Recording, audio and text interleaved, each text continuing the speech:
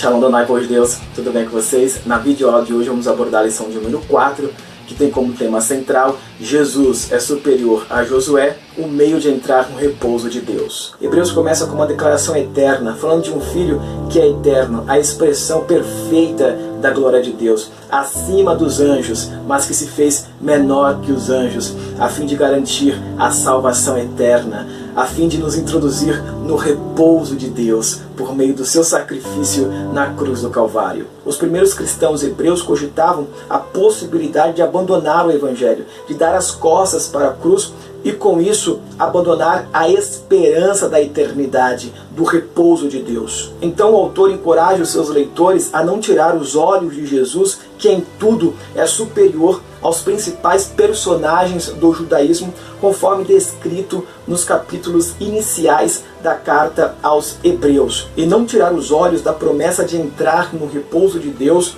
que está por vir, que é o tema do capítulo de número 4. O autor destaca que Cristo, o sumo sacerdote, veio nos conduzir a um fim glorioso. Nesse sentido, o autor faz questão de notificar àquela comunidade que a promessa de entrar no repouso de Deus continua de pé. Porém, o autor alerta aos seus leitores no capítulo 4, versículo de número 1, para que temessem ou tivessem o cuidado de que nenhum deles corresse o risco de não alcançar esta promessa gloriosa de entrar no repouso. Então a gente vê que a possibilidade disto era eminente, era uma possibilidade real que aquela comunidade corria de não entrar no repouso de Deus. Agora, que descanso é este prometido por Deus ao seu povo? Quem poderá desfrutar deste descanso? E por que devemos nos esforçar para entrar neste descanso? Os versículos 1 ao 11 respondem as duas primeiras perguntas. Os versículos 12 ao 16 respondem a última pergunta: por que devemos nos esforçar para entrar no descanso de Deus? Para responder às duas primeiras perguntas, que descanso é esse? Quem poderá entrar neste descanso? O autor faz uma viagem na história da salvação, desde a criação até o fim da história, justamente para nos mostrar que ao longo dessa história há uma promessa de um descanso que marca cada etapa da história do povo de Deus. João Crisóstomo classificou como sendo 3: o repouso de Deus na criação, o repouso de Deus para o povo de Israel e o verdadeiro repouso. Então o autor, nos versículos 4 do capítulo 4 da carta aos Hebreus, vai abordar sobre o primeiro descanso, que é o descanso de Deus na criação. De acordo com Gênesis capítulo 2, versículo 2, Deus foi o primeiro a descansar. E esse repouso de Deus não significa ociosidade, mas sim que após ter colocado tudo em seu devido lugar, como Senhor da criação, descansou no seu trono para reger o seu domínio, isto é, assumiu o controle de sua criação. O autor traz isso à memória dos cristãos hebreus para lembrá-los de que Deus convidou o ser humano para participar deste descanso. É nesse sentido que Deus separou o sábado para que todos os seres humanos descansassem. Não tanto no sentido de inatividade, mas para que todos os seres humanos reconhecessem a soberania de Deus e confiassem nele, em sua provisão. Mas o ser humano falhou. Mas Deus, por sua infinita misericórdia e por seu grande amor, fez uma nova promessa de descanso, que corresponde aos versículos 5 ao 8 do capítulo 4 da carta aos Hebreus, que é o descanso de Deus para o povo de Israel, tirando-os da terra da escravidão do Egito e introduzindo na terra de Canaã sob a liderança de Josué. Mas o descanso não ocorreu de forma plena. O povo deixou de entrar na terra prometida pelo fato de não confiar em sua promessa, por não descansar em Deus, por não confiar em sua provisão. Devido a isso, entrou apenas na terra prometida Josué e Calebe. Mas mesmo na terra prometida, o povo de Israel não conheceram plenamente o descanso, pelo fato de eles não confiarem em Deus e porque os seus corações estavam endurecidos. É o que sugere Davi ao falar de um descanso prometido, assim o falou depois da conquista de Canaã, conforme descrito nos versículos 7 e 8 do capítulo 4 aos Hebreus. Deus fez o primeiro convite de descanso ao ser humano no jardim do Éden, mas o ser humano recusou a oferta. Deus fez a segunda oferta de descanso para o povo de Israel, mas sabe o que eles fizeram? Eles rejeitaram a promessa do descanso. Mesmo os seres humanos fazendo pouco caso deste convite ao descanso, o autor reitera àquela comunidade de cristãos hebreus de que o convite ao descanso permanece de pé. Deus nos convida para entrarmos no seu descanso. Deus não se cansa de fazer o convite. Ei, descansa em mim. Confia em mim. Confia em minhas promessas. Submeta a minha vontade. Descansa em mim, pois eu cuido de você.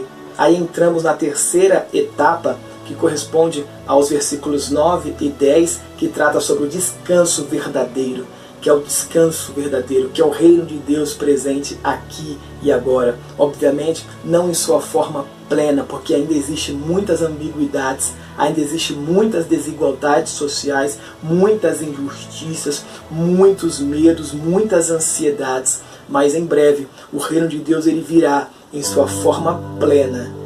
E quando esse dia chegar, o Senhor limpará de seus olhos todas as lágrimas.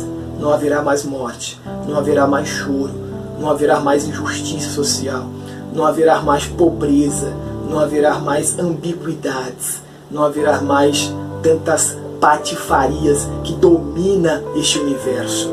Jesus Cristo reinará para sempre. E agora, quem poderá entrar nesse descanso de Deus? Mas no versículo seguinte, versículo de número 3, o autor faz questão de dizer que só entrará no repouso aqueles que abraçarem a fé. Então é a fé em Jesus Cristo que nos introduz ao repouso de Deus. Esse descanso para nós possui uma dimensão presente, no qual a gente participa aqui e agora pela fé. É um descanso que só Deus pode dar.